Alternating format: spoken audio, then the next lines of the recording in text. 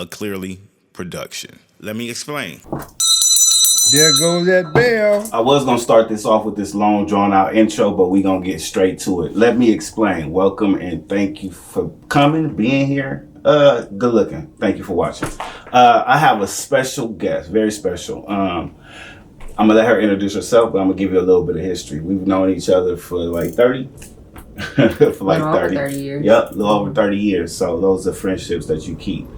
And we just want to share her testimony. So before we start, something that I do, that's a silent prayer. I pray for you, you pray for me. I pray for you, you pray for me. If you don't pray, it's cool. Just have a moment of silence for a loved one or something. Pour out some liquor. All right, I'm serious. Let's pray.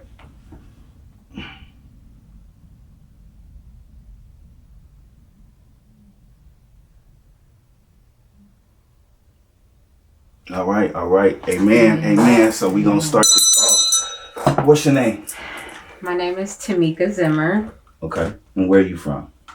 I am from West Los Angeles. West Los Angeles. Yeah. Okay. I have some notes and everything like that. And I'm going to get up. Okay. Okay. So basically, we are sharing your testimony. And I feel that your testimony is compelling. I know you as a person, so I know that you are a bigger than life person to me. So I think that we are going to be able to help somebody. And then I think it's just going to be able to help you just talk about it, you know? Yeah. Okay, so we're going to go to the questions in a second. But first off, I want to go to your first memory. My first memory as a child. As a child. And give me, it can be a good one or a bad one, whatever sparks that are like, okay, I remember that so well, then it has to be one of the first ones. Well, yeah, I don't have a lot of good childhood memories growing up. My mother was a drug addict and my father was an alcoholic. And one of I want to say that really sticks out to me, first memories as a child, is being held hostage in a dope house. Okay. Yeah. You're not going to just keep on going past that one. All right, Yeah. so being held hostage in a dope house as a child. Mm-hmm. Locked up. How old were you? Ooh, maybe around 6 or 7. Yeah. Mm-hmm. So take me to that time. Like, what happened? It was one of those nights where my mother was, we lived in the jungles at the time. Okay. And we lived on a street called Palmwood that the movie Training Day was based out of when they did a lot of filming for Denzel. On that street, we lived on that street at the time. And my mom I just remember dragging me all around the streets looking for drugs. I guess she found them. And I don't know if she made a deal with them that she was going to pay them. But at the end of her role for the night, she didn't have any money. So they locked me up. Like, I remember being held in rooms for hours, scared, not knowing where she was. I remember they locked me in a bathroom, all kind of grown men trying to come in there, and I'm just like, what is going on? Just really scared, you know, just being afraid. And it seemed like it was hours. I don't know if she got in touch with my dad some type of way, but I remember hearing a knock at the door and then finally letting me out. My dad paid her debt and he rescued me this night. Your dad did? Yeah. How many people was in the house that you remember? It was a lot of people. I remember when I walked in, it was like drugs all over the table, crack all over the table. And it was lots of smokers like all around. And then there were you could tell the drug dealers that were there. They looked a little different. It was just a dope house. Yeah. Yeah. And so by that time, at that age, you already kind of knew what it was because your mom was. Mm-hmm. Okay. I knew what it looked like. Yeah. Yes. Mm-hmm. Yeah. After that, so, okay, with that memory right there. Okay, wow. Well, first. I know that was like a lot. I just stuttered real quick. After that. Yeah. Okay. Yeah. Wow. That's one of your first memories. That's one of the profound things that when I think about my childhood, I go back to that. Okay. Yeah. Okay. So after that, I had to get more heavy for you. If that's the first memory, I had to get more heavy. Yeah. Okay. Mm-hmm. So you're in elementary school at this time? Yeah. Or just starting school? No, that's like second grade, huh? It was either like second or it might even second, third. Second, third grade. Yeah. Oh wow. Because I remember I went to Baldwin Hills Elementary, and I remember even at that age in the third grade taking the bus home, which is crazy. So how did that affect you in school? Like okay, imagine I can imagine that moment, and then you get saved by your dad. Yeah, so what happened was my mom was separating from my dad during this period because she just wanted to be high all the time. And he was trying to get sober off of alcohol, but she wanted to do her own thing. And in order for her to do that, she had to like stay away from him. So she would try to keep him away, you know, as much as she could because he was more of a protector. Yeah. At least he would try. You know, she was just gone. Yeah, she was gone. So in school, did anybody know this? Or did you keep this to yourself in school? Nobody knew this. Nobody knew this? No. So you had to put a wall up in school? Yeah, nobody knew this. I didn't talk about it at school. So how did that affect like your grades and your interaction with other kids? Because you going through this trauma thing, right? Yeah. And then other kids you see, maybe you thinking if they're regular, they're going home to mom and dad. It's not. I remember getting invited to one of my friend's houses, and she lived in Baldwin Hills, but she lived in the upper part of Baldwin Hills in a mansion. Yeah. And I remember going to her house and being blown and feeling totally ashamed and embarrassed. Like if they knew my life, like if they knew how I lived, you know, like I didn't want nobody to know, you know? So, and then I just remember just wishing like, wow, I wish I had this kind of life, you know? Yeah. A normal life, a normal family. Yeah. Stuff so like that kind of started shaping you. Yeah. I always wished for, I always hoped for, I always wanted more, you know, and those were always my aspirations. But as far as grades, I was shuffled in and out of school so much. I want to say that my grades were definitely affected a great deal because I would miss days. You know, there were days where my mom wouldn't come home for like 2 weeks at a time, and I would be in the house by myself. Fending for myself, like no food. For real? Yeah, for like the longest I remember was 2 weeks. Yeah. The longest, whoa. Yeah. Wow. Yeah. Okay, so now I'm going to go to a couple of these questions. Okay, wow. Yeah. Okay, so we're going to get to it. You never knew any of this stuff. No. Yeah. Okay, so this is one of the questions. Before everything changed, who were you really? And what was your life like at that time? That's a little bit of a complicated question. Before everything changed. And the reason why I say that is because it never stopped changing. Okay, so tell me. Okay, good answer. Yeah. Good answer. Great answer. Actually, matter of fact. All right, let me explain. Okay, wow. So you must have had more. It's like event after event after event that kind of shaped you. So can you tell me a little bit about your teenage years? Okay. Because if you're going through this kind of childhood, as in like I'm looking at grade wise, you know. So now let's talk about going into junior high school. Yeah. Who were you? Going into junior high school, well, I got pregnant at 14. Okay, all right. So now, now we're getting to it. This is when I knew you too. At that, like a little bit after that time, you got pregnant at 14 years old. Pregnant at 14, and I had my son at 15. At 15. Yeah, and that was right at like junior high. You know, going into junior high. The highest grade that I completed was the 8th grade. 8th grade. Yeah. Wow. Up until I want to say 6 years ago, I went back and got my GED. Wow. After all these years. Yeah, no one ever knew. I never graduated high school. I never stepped foot into a regular high school. Okay, so I know her 30 years.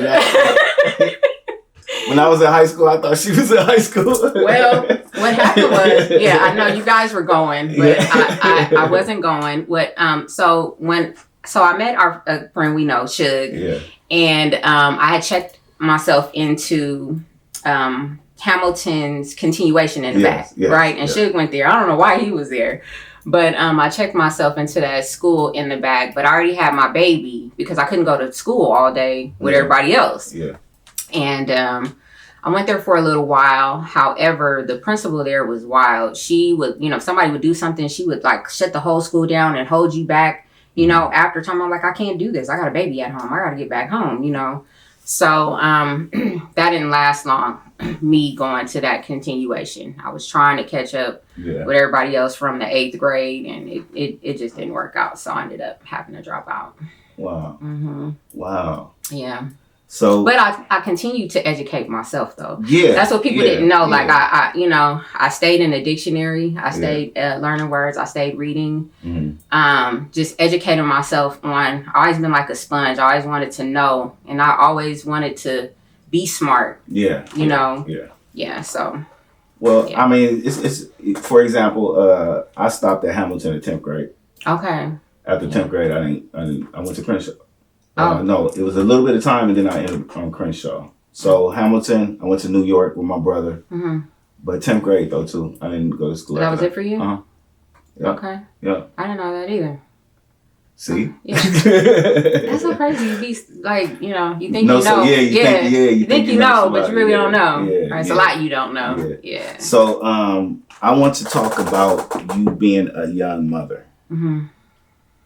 Because you are a great mom. Oh, thank you. And I have like I can tell you, like, I met your son when I was little too. He was like the most adorable little kid, but nobody could get around him. What do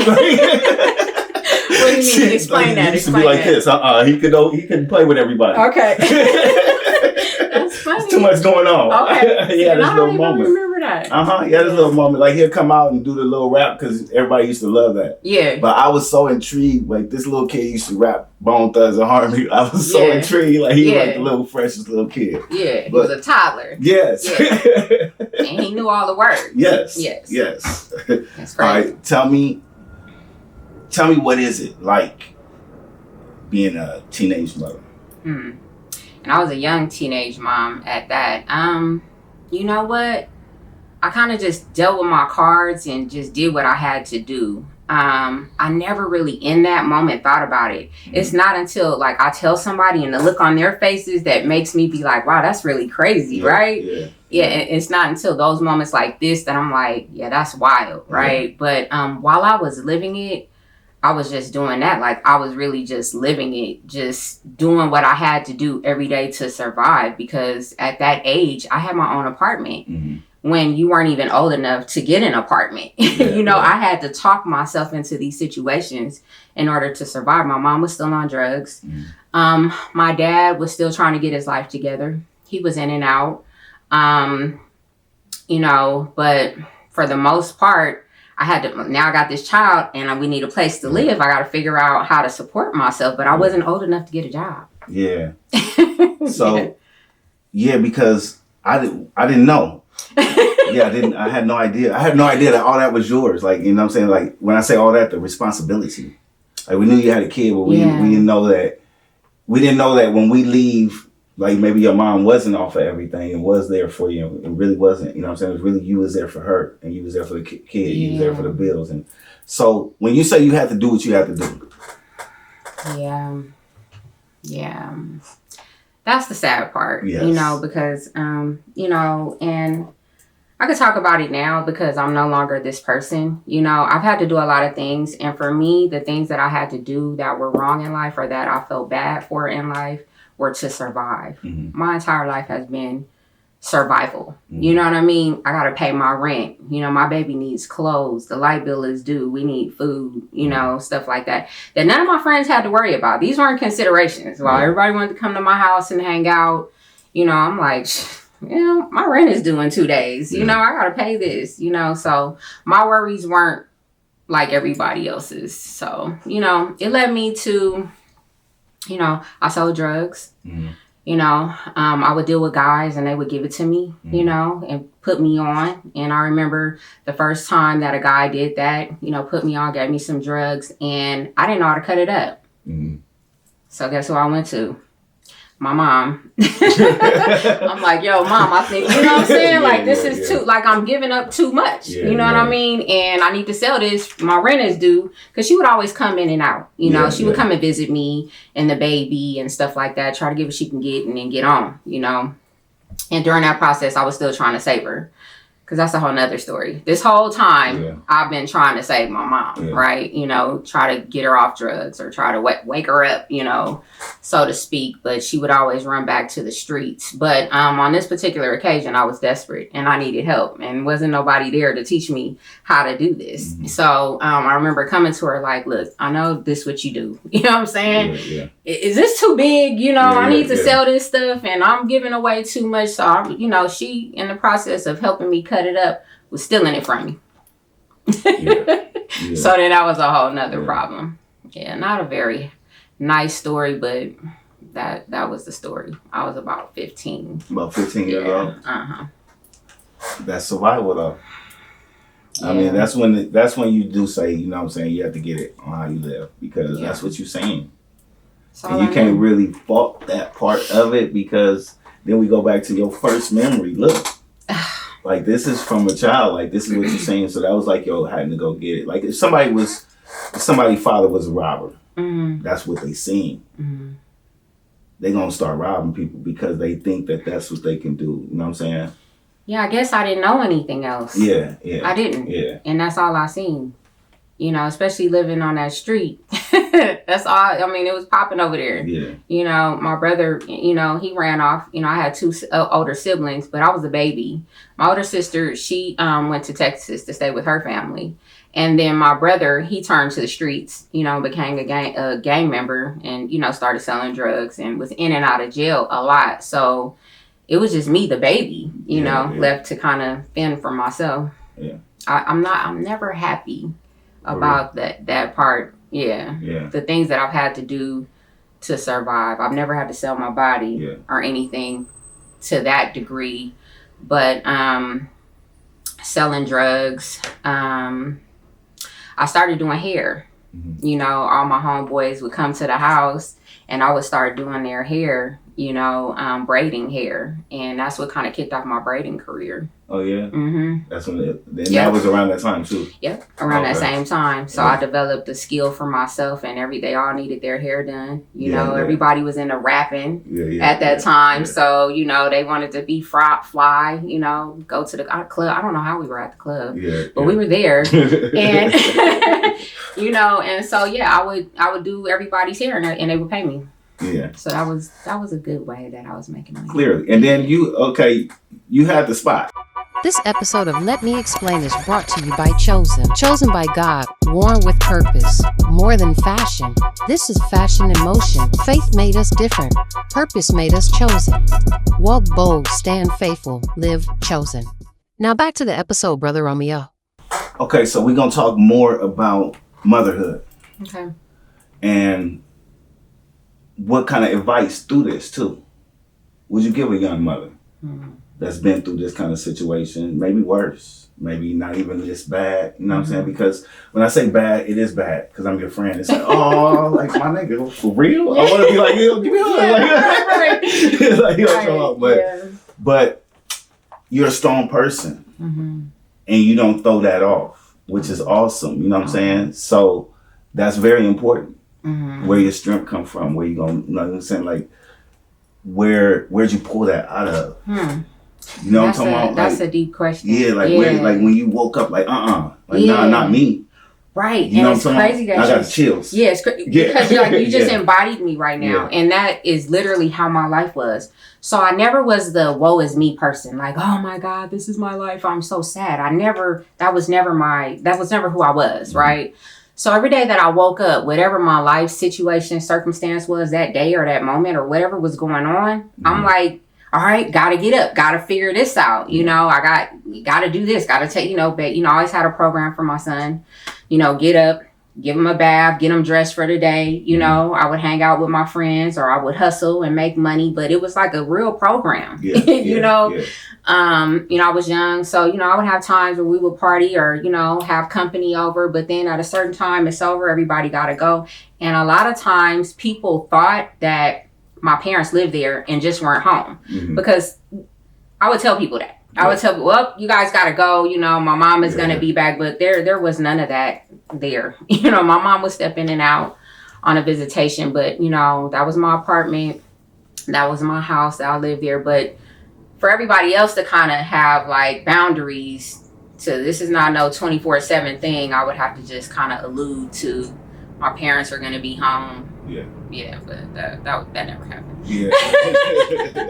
Yeah, it was just me. I had to be the adult again, you know? So, yeah, never felt really. I would have moments where I would think to myself, like, God, like, why me? Yeah. You know what I'm saying? It's like I was just born without a fighting chance. But because of that, every day I got up and I fought for another chance. Yeah. You know what I'm saying? Like every day I had to show up, like no matter how bad it was, how horrible it felt. Like if I couldn't even see tomorrow, like I'm ready to go. Like whatever, like I gotta battle this day out because I gotta get to the next day. And that's just how I was. Yeah. That is so dope that what you just said.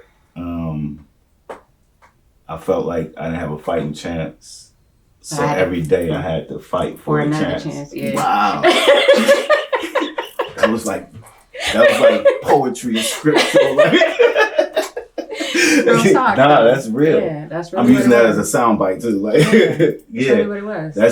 That's your story. Yeah, that's your story. Mm-hmm. And we're gonna go back to this, but you're still fighting. I'm still fighting. There it is. The fight hasn't stopped. Yeah. You know, every day that we live, I feel like, you know, not even just me as humans, we're fighting something. Yeah. You know what I mean? But we gotta just keep going. Yeah. Gotta fight through it. Mm-hmm. Even when you can't see through it, you gotta just keep fighting through it. So, what would you tell somebody that's went through this and that's going through this? You know, you just gotta. Well, I always knew about God too. Mm-hmm. So, you know, I want to say that always played a part. You know, I was always God-fearing and believed in God. I would always pray to him and talk to him. But you just got to keep going. You know, life is, to me, now looking back, I feel like it's all been a test. You know, It's all shaped and molded me into the person that I am today. I don't regret anything that I've gone through, you know, or anything that has happened. Because I wouldn't be who I am today, you know, and I feel that I've grown and I've evolved into a person with so much knowledge and so much wisdom that I can share, and I try to share, you know, on those younger than me or anybody that I can whenever I get a chance, you know. I try. Not everybody's willing to listen, but I try. So I would just tell people, you know, you got to keep on going. I tell, you know, I've raised 12 children. I've only given... Yeah. Okay. Okay. Wait a minute. There goes that bell. You have raised 12 children. Yeah. Okay. Tell me about that. I only gave birth to 3 biologically. I adopted my sister when she was newborn, 3 days old out of the hospital. So that made 4. My brother went to prison for 10 years. He got caught up in everything that was going on over there. And he did 10 years in a federal prison. At that point, I took his 4 kids and raised them, into the young adults that they are now. Also, another girlfriend of mine went to prison, and I took her son and raised him. My nephew would be in and out. My sister's son, he would be in and out. Okay, so I'm losing count. So 3 plus 4, 5. Okay, 6. So who am I missing? I'm missing some kids. Where are they? I know at one point I had 12 kids in my house. It was 12. And I used to be like, this is wild. Maybe it was a couple of the grandkids. Yeah. Because my son did the same thing I did. He had his first child at 15. At 15? Okay. Yeah, I'm a grandmother of 7 grandkids right now. 7 grandkids? My oldest is 16. Okay, so look, hold on. You have raised 12 kids, and then you have 7 grandkids. And you still who you are. Yeah, I actually have more grandkids than that because my sister who I adopted, which is, you know, I call my daughter, she has 2 babies. So 7, 8, 9. I have 9 grandkids. Wow. Yeah. So you have created your tribe, though. I have. Yeah. It's been so. I came up not having family. Yeah. Yeah, And I managed to create one on my own, which had its, challenges. Yes. Yeah, it had its challenges. That was rough because in my life, I've always tried to help and save people because they never understood where I came from. I think that I lacked emotion. Mm-hmm. And so, because I was always fighting to survive, Mm-hmm. I don't think that they understood me. Yeah. Yeah. I have a question. Mm-hmm. You like fighting to help to save people and help people. Is that because nobody did that for you? Absolutely. Everything I try to be in life Mhm. is everything I ever wanted Oh yeah, for myself. yeah. Everything I try to be to everybody. Everything that I do for everybody, down to the animals. Mhm. Like I've just all kind of stray animals. Yeah. I've had all kind of, you name it, I've had it. You know what I'm saying? I mean, little puppy on the street. Oh my gosh, I'm taking you home. Yeah. And I'm like, I gotta save you. And that's been my life. Even from when my brother was in prison the 10 years, I held him down the whole 10 years while holding down his kids. Mind you, I'm like, I don't know how I was doing this. I know how I was doing this, but at the time I didn't know how I was doing it, right? And then there's been periods in my life where my oldest sister and all of her kids have come to live with me also. Yeah. During all of this time. So, and again, I'm the baby and I'm doing all of these things. It was a lot. So let's talk about your relationship with God because that shapes you on the person that you are and being able to do this. What is your relationship with God? I feel I have a really close relationship with God. He is at the center of my life, and I don't feel that anything I can do without him. I talk to him daily. I pray to him daily, and for strength, for guidance, and every day I just want to become better in his eyes, and I want to be used by him. To help, to give back, to fulfill his purpose. Okay. Do you feel that you have done that? Absolutely. I do too. I do. I think. Yeah. Okay, come on now. Yeah. I do. Yeah. That's dope. Mm-hmm. And then I'm somebody that like wants you to pat yourself on the back. Okay. You know what I'm talking about? Like Yeah. through these years and what you've done and who you are, like pat yourself on the back, like celebrate who you are to people too. I And think that's a hard thing to do. It is because Yeah. you know why? A lot of times when we do stuff for people, we think they're gonna pat us on the back. Yeah. But they don't. Mm-mm. And I don't think that it was meant to go that way. Yeah. I've had to learn that. Yeah. I'm like, I've done all these things for you. Yeah. I've saved you. Or I've done, and then they're just looking at you like, what? And so what I've learned is that, I'm storing my treasures in the heavens. Yes. Yeah. And every day that I've been blessed to make it, to survive and to continue to live and thrive, which hasn't been easy. Yeah. I feel it's because of all those things that I've done, Yeah. in his name. Yeah. Yeah. That's dope. I have moments nobody can be around me. Mm-hmm. And then I have to be around nobody that knows me. And it's usually probably in the water.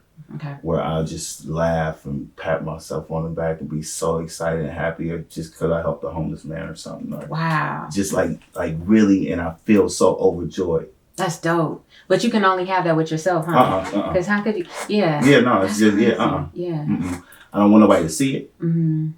And then I'm not trying to praise, I'm not trying to do be like, oh Yeah. yeah, I helped these people. And it's like, you know what I'm saying? Like for a yeah, show. I did this.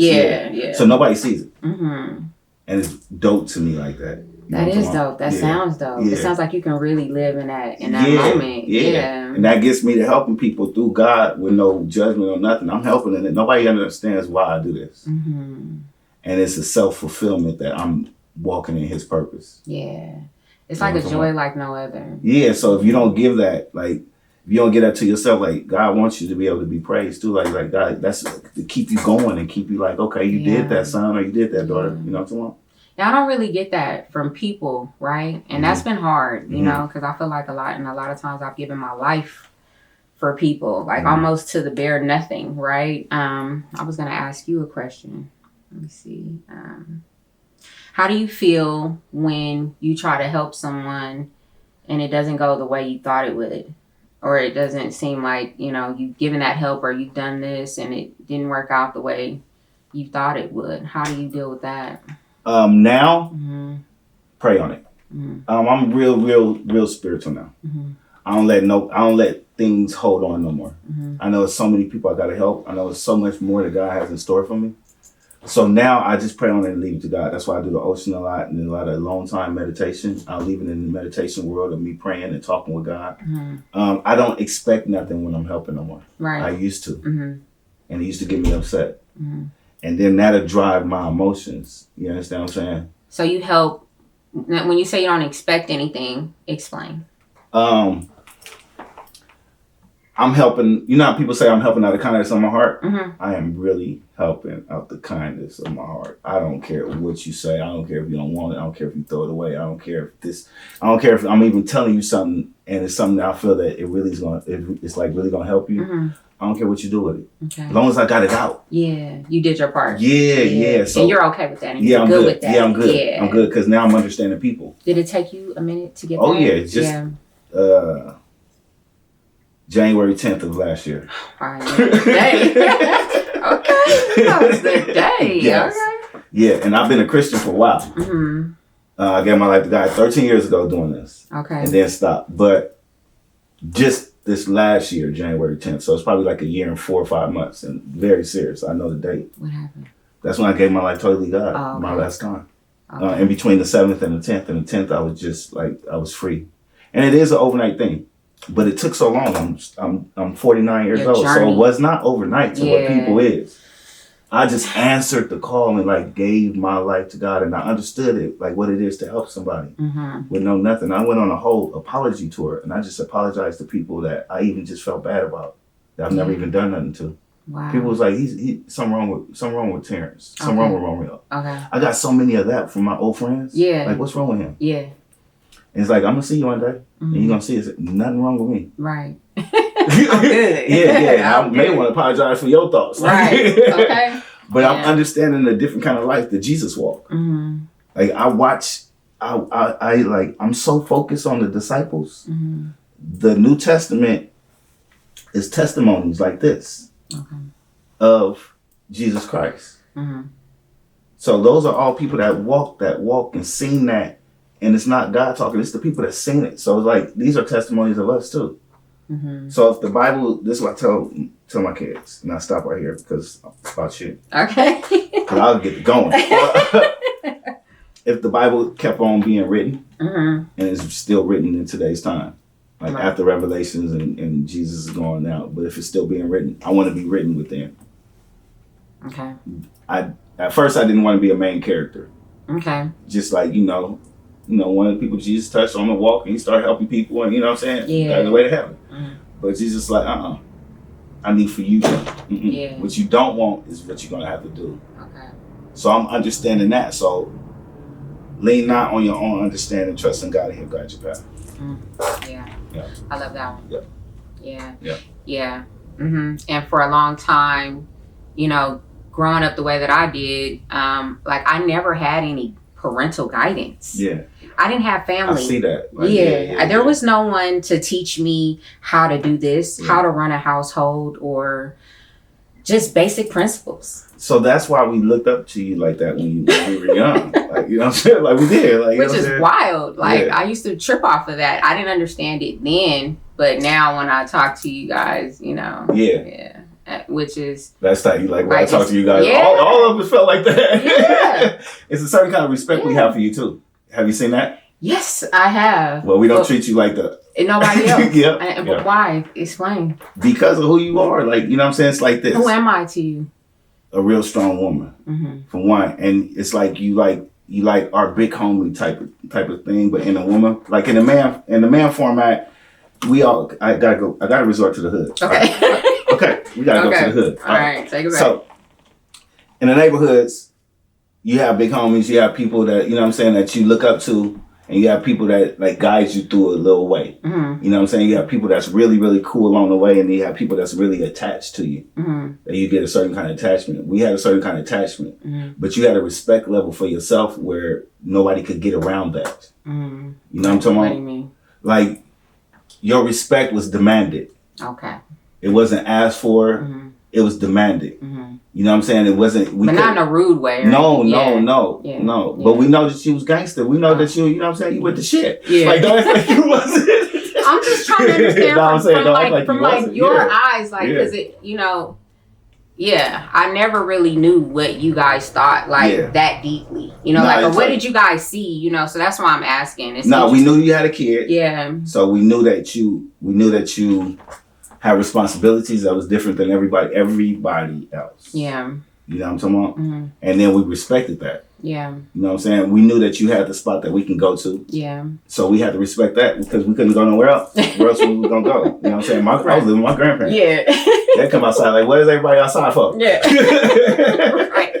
You know what I'm saying? So, but to be able to, first off, like when we're young, to be able to kick it, you have to respect your place. Like, you know what I'm saying? Yeah. You have to stay on the stairs. And I remember the stairs going up. Like, Yeah. certain kind of things you have to do. Yeah. You know what I'm talking about? Yeah. And it's like, otherwise, then you're going to come out tripping. And you're going to give people looks. And it's Yeah. like, okay, we can't be over here. Yeah. I didn't know it felt like that. Uh-huh. Okay. For sure. Wow. Yeah, for Okay. sure. For sure. Yeah. But no, I think, like, you like I said, you're our age, we're the same age, but you had a responsibility and a level of respect that was older than us, that we looked at like maybe our uncles and like pops and like, you know what I'm saying, moms and shit, you know what I'm saying? No, and you guys did. You guys always, held me at a higher standard, and I appreciated that. It was just it just went naturally like that, but I never. Now that I'm older and I look back and I'm like, what made them? Because I was only, in my mind, I was just a kid, But look what you went through. Look what you had to do. That's why I was like that, because it was on you. It wasn't like, you know what I'm saying? It was on you. Yeah. You know what I'm talking about?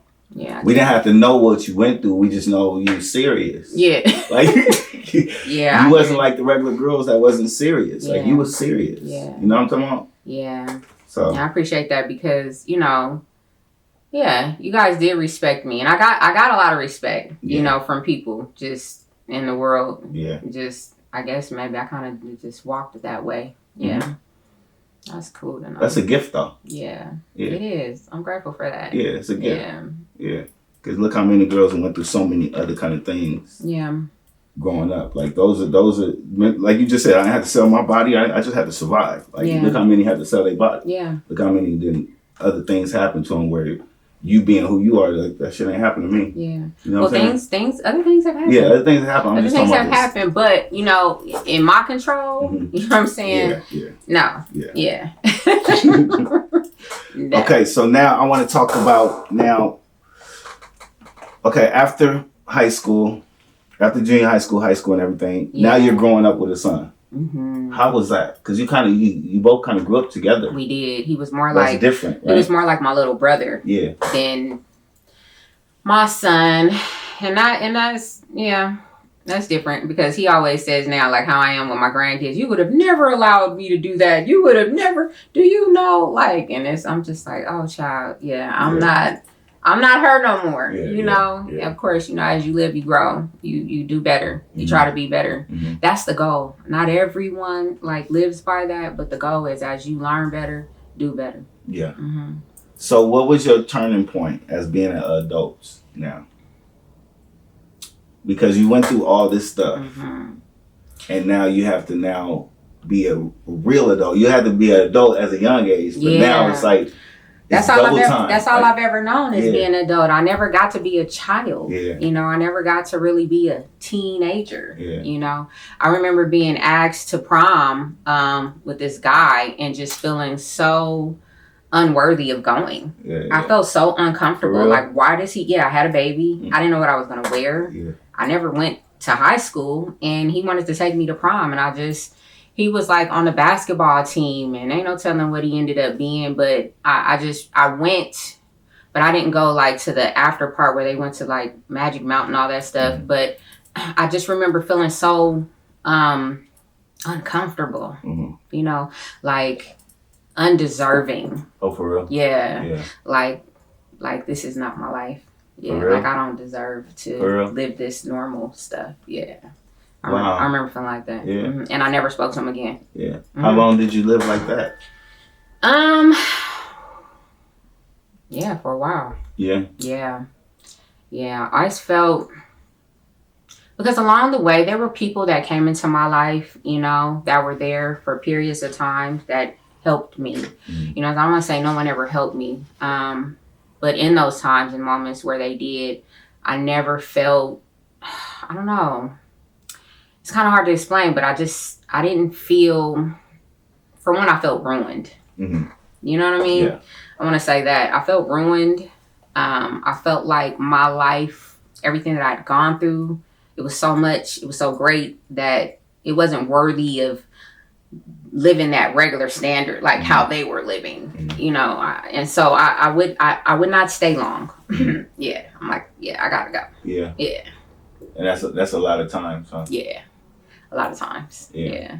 But I learned from those experiences, and I was always grateful for those people to this day, and those experiences, because it helped shape me too. Yeah. You know, I learned from living in their houses or sitting at the dinner table. I remember I used to love going to my friend's house and eating dinner with them at a dinner table. That was like mind blowing. For real? Just that. Yeah. Yeah, mind blowing. Like, y'all sit at the table and eat dinner. Like, this is wild. You know what I'm saying? Like, For real, this just those is little things just- like that. Yeah, Just that. yeah. I remember, like, you know, my friend used to run away from home, my best friend and stuff at the time. And I used to be like, girl, you know, I wish I had a mom I could go live with, you know. And I know you know who I'm talking about. And I remember her mom, like, coming in, you know, I'm going to call the police on you. And, you know, for harboring a minor. And I'm like, I'm a minor too. So, you know, like, what are we going to do? What they going to do? You know, I'm a minor too. So, but I would always be like, after I close that door, you need to go back home. Yeah. Like, I wish that was all I have to. You mad because you got to clean up? I wish that was all I had to do, you know, is clean up. And man, this life ain't easy. Yeah, it was rough. I had no idea that you was doing all that at that young. Yeah. Like that young. Yeah. That's like a full, like, you know, like what I see now, Mm-hmm. when I see the house and see you then, Mm-hmm. like you was like you was an adult though. I was an adult though. Yeah. Yeah.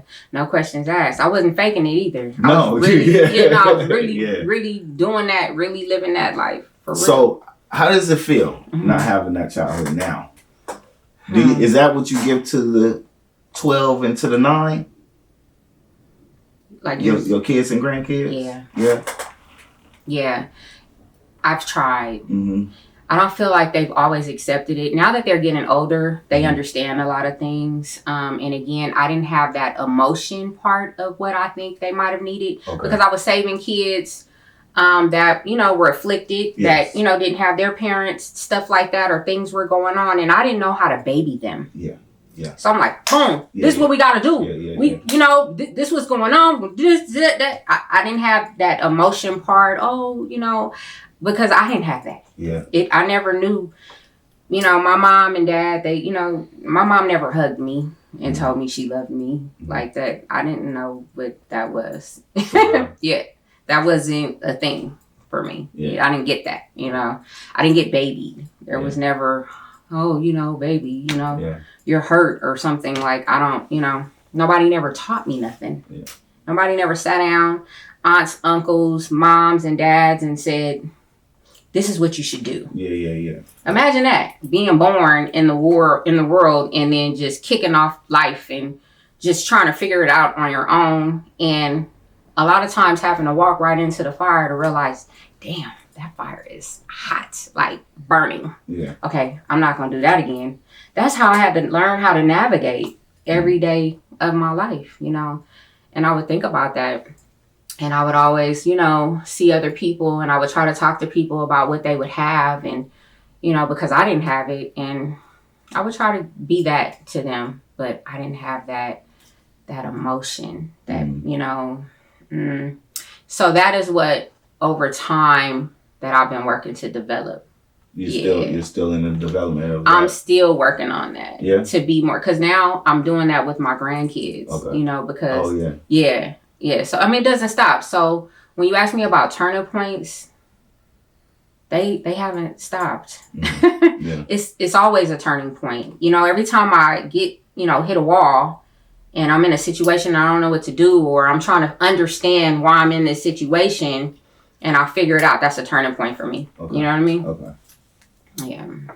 So, really hasn't stopped. It hasn't stopped. I don't think it should. Yeah. Yeah. Because then you're gonna get relaxed Yeah. No, I don't think we live long enough. for it to. That's Yeah. good. Yeah. I like that. Yeah. No, I do. I For like real. that. I don't think we live long enough to To even ease get up. it all. Yeah. It's too much. Yeah. God has too much, to offer. I believe in that. Mhm. And I hate to say it like that, but for people like us, Explain. I've come across a lot of weak-minded Mm-hmm. people that really just need guidance forever. Mm. You know what I'm talking about? Like, Mhm. everybody's not built the same. I get So that. for Mhm. for you to go through everything that you went through, it's for an ending of His grace. You understand what I'm saying? So you mentioned something before, like, you're not worried about it. You just giving it to God for His grace. Mhm. So I can believe that it won't stop because you're built for it. Mm. So the things that Yeah. things that kind of like you struggle with Yeah. might be the defining moment for your next step. Yeah. Absolutely. Oh, I feel that. Yeah. There goes that bell. We are back. Okay, so I want to talk about adult life with you and how. Which is funny. It's always been adult. Yes. Oh yeah. Yeah. Wow. I was our child. Let's talk about clearly. Okay. But That I get was you. tight. I That was get tight. you. Like, you regular, but you not regular. Yeah. Regular people don't like. All right. The After real the though. 21s and Yeah. after, you know what I'm saying? Because we still stayed in contact, and then that's when life started happening. Yeah. You understand what I'm saying? So, but we always came back, and we always had a good relationship with each other to be able to be like this. Yeah. And that's forever. Like, I can see this forever. Like, Forever. you know what I'm talking about? Yeah. Okay. We have some non-forevers. We'll talk about those in a minute. Yeah. But right now, I want to focus on the struggle and still having to survive. Yeah, it hasn't stopped. So I want to go back a little bit before I jump into that. During all this time in my life, you got to realize I was still trying to save my mom throughout all of this time. I was still like, I don't know if you know, like Mo would come with me, and I don't even know what cars we'd be in, but we'd be driving around trying to find my mom. She might be on this street corner or whatever, and we'd get her. Take her back to the house, try to clean her up, and she would always run back off again. So throughout this whole process, I was always still trying to save my mom. And eventually, I want to say 2006, I decided I had enough of LA. And I'm like, man, because it almost took me out, just dealing with the wrong people with so much bad going on. And dealing with the wrong people. And I'm like, I got to get up out of here, So I ended up moving out of the area, to Victorville, and decided, you know what, I want to be closer to God. I started having Bible study, and all the kids that I was raising at the time, I had all of them having Bible study. I introduced them to God, and His Word, taught them all about it. And I started to want more for myself. I'm like, gosh, I gotta turn this thing around. I don't want to be that person that I left back there. I don't want to be her. So how can I do this? Again, still no family help. My mom was still out on the streets doing drugs. So I'm like, what do I do? So I started going to college. I didn't have a GED or nothing, right? I lied to get into the college, right? But I'm going though, right? And I'm like, at some point, I'm going to have, proof that I graduated, but I had learned how to get by stuff. I hadn't been learning that my whole life to just survive just from having a place, not being old enough, paying rent, not being old enough to have a job. I've learned how to get around stuff, but as I started to get older, I started running into brick walls, like well, you can't get around this. Yeah. You're going to have to deal with this. Yeah. You're going to have to do this and see it through. And I'm like, what? Yeah. You know?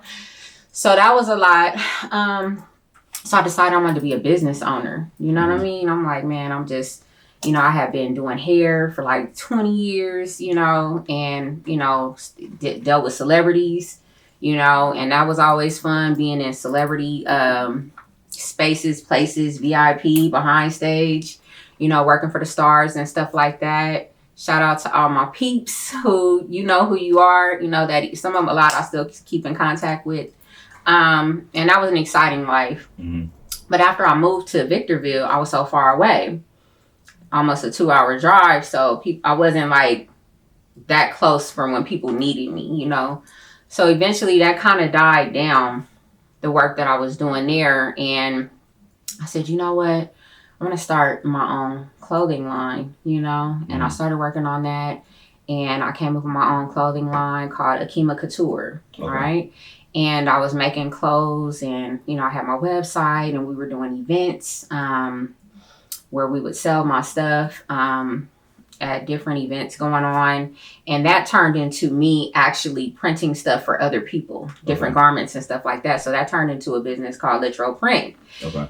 And now I'm printing stuff. So now I ordered all this printing equipment, and I'm doing that, you know, had that going on. But as I was doing that, I was suffering from a lot of pain.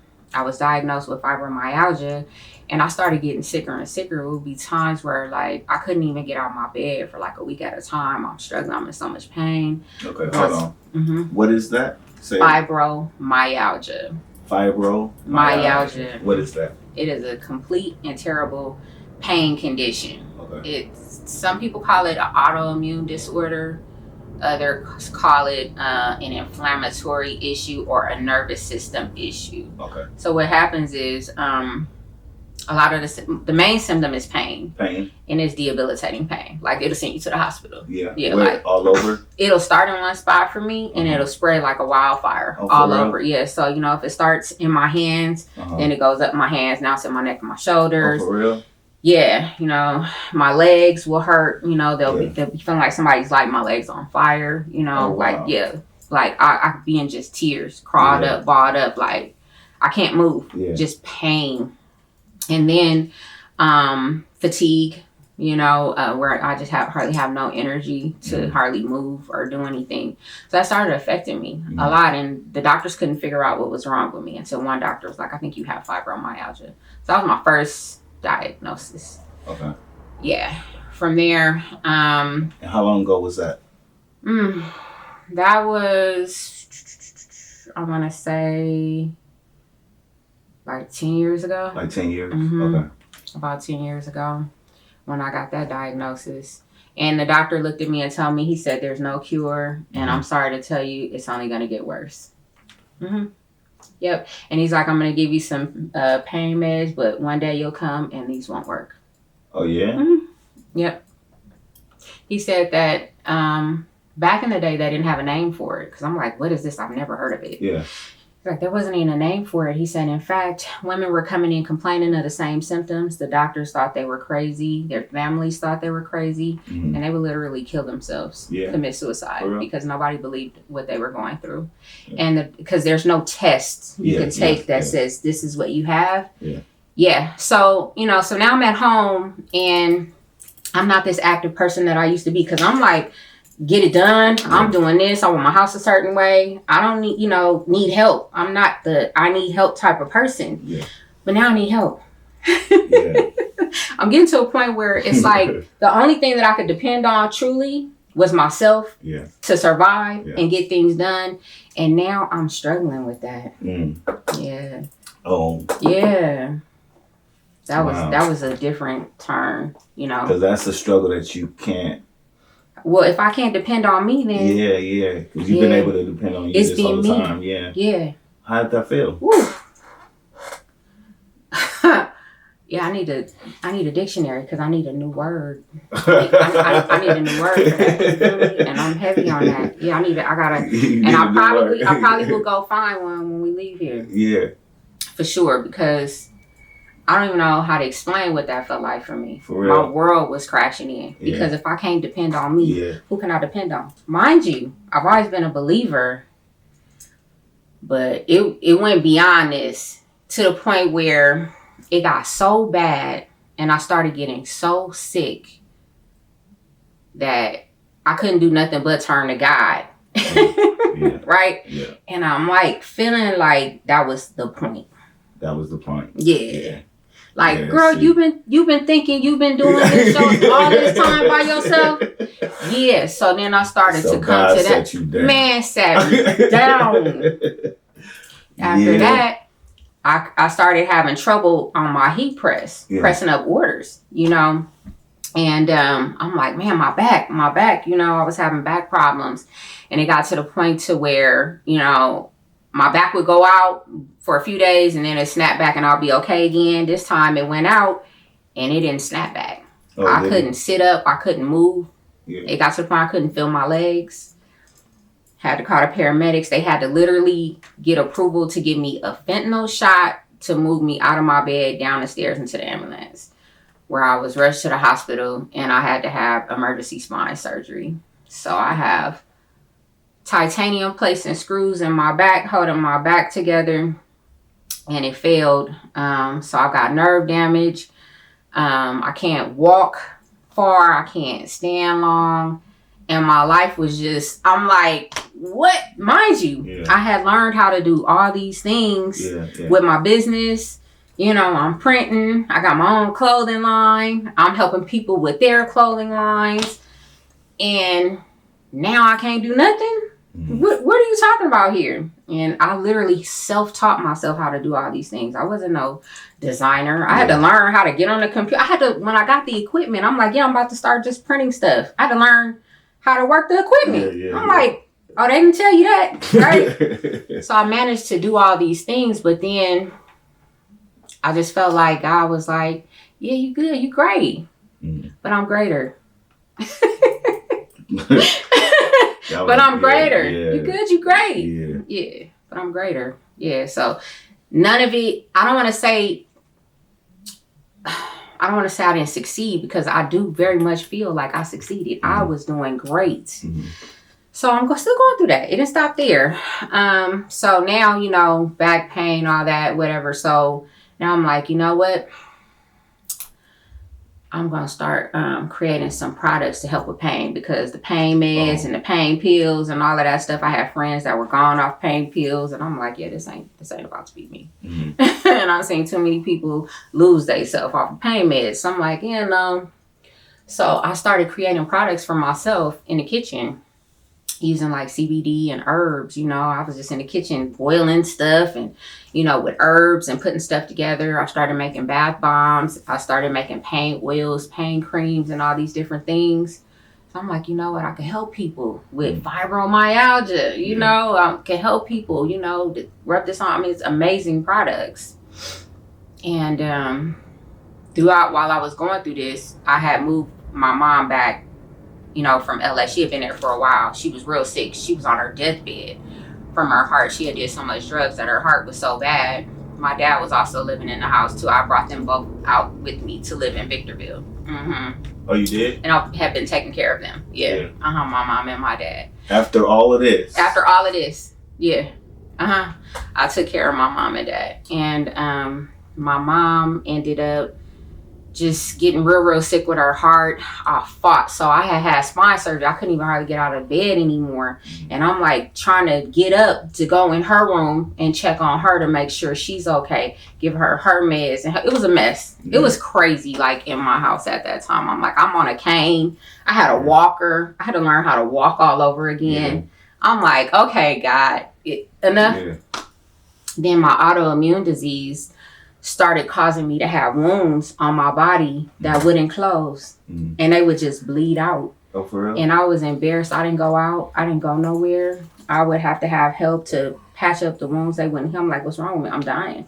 Like, surely I'm dying. And they're like, no, you're not dying. This is just your body, you know, reacting. This is your body is fighting itself. It doesn't know what to do. And I'm like, I literally felt like a modern day Job. Like, you know what I mean? Like in the Bible where he had like boils all over and he had lost everything and just everything. It just couldn't get any worse. Yeah. Right? I was just like, get out. Right? Then after that, my mom died. Right? After me just trying to fight to save her, I ran. I could hardly even get up and walk myself. And she just got sicker and sicker. Took her to get heart surgery. And 3 months later, she was dead. I had to call the ambulance to come get her. I was so drained. I couldn't even go with her on this night to the hospital because I was just too exhausted. For real? Yeah, and I called her. And she's like, I'll call you when I feel better. And I'm like, all right, I'll be there in the morning. By the morning, once I got there, she was gone. She was gone. So that was a lot. Yeah. Mm-hmm. Yeah. Yeah, understanding it too. Yeah, for sure. Mm-hmm. For sure. Have you made peace with that, with your mother passing? I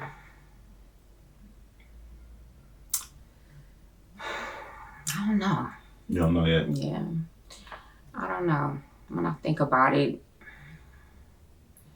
I feel like I was supposed to save her. A lot of things I never knew. Yeah, you too though. Yeah, clearly. I didn't say nothing. Yeah, I wasn't saying nothing to nobody. You always seem like you never had a care in the world. Yeah. Your walk was not a care in the world. Yeah. The way you walked. Yeah. You was just, you know what I'm saying? Yeah. Like not a care in the world. And that was crazy because when I spoke to you recently, I'm like, how did you get that lady's studio and we were recording there as kids? You know what I'm saying? Like, did she ever question that? You know what I'm saying? So I was asking like things you never asked. Yeah. We were just doing it. Yeah. You know what I'm saying? It was nothing because we just did it. Of Herbal Miracles, you did my commercial for me, and I was so ecstatic about that. Oh, for real? Yeah, I was so happy you did that. That was amazing. You know, just coming out with that business, trying to, even through my pain, I wanted to help others with their pain. Like I was suffering. Yeah. I didn't just come up with a business like, boom, I want to make money. Yeah. I was in the kitchen making that stuff for myself. And then like friends and people would come by and they would try my products like, yo, this stuff really works, you know? So when I think about it, that business hasn't left my brain. It's still there. The website's still there and all of that. You know, I think once I get through, I got to finish fine tuning myself. Yeah. You know, just really getting myself, you know, where I feel like God really want me to be. And then I haven't been in a rush though. Then I'm going to proceed with what's next, you know, but definitely just balancing things, fine tuning things, and still doing what I've always done, helping people, but in a more effective way. Okay. Yeah. Okay. That's tight. Yeah. Yeah, that's tight. Yeah, because that one rang to me. But the herbal. Whew. Yeah, I was like, ooh. And I don't even know. That was something. I was like, ooh, this is. I mean, it's like bigger than life type thing. Like you went and tapped into something totally different. Like, you know what I'm saying? You tapped into a medicine. Man. Yeah.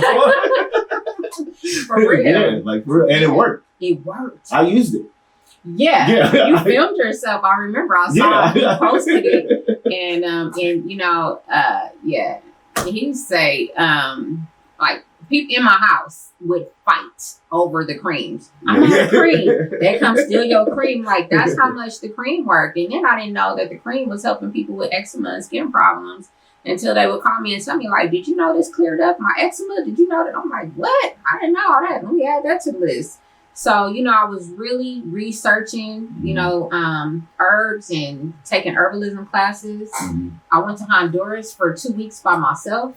Everybody thought I was crazy. I was in the middle of the jungle trying to heal myself. And I learned a lot there. I went to Dr. Sebi's village. He was no longer there. I was sad I didn't get to go while he was still alive. But his wife was there. Still running the place. And I got to spend time with her. Yeah. Excuse me. Yeah, you ain't only gonna be on one. You know? What? Yeah. That's like you don't know what you're doing. You don't know how you impact people. Yeah. You don't really know. Yeah. Like I'll be having no idea sometimes, which is awesome. Yeah. Like I'll be having no idea. Like especially especially more now in my life, Mm-hmm. where it's purposely driven. Mm-hmm. A lot of it was self-driven, you know what I'm saying? But now It's a difference. yeah, when it's purposely driven now.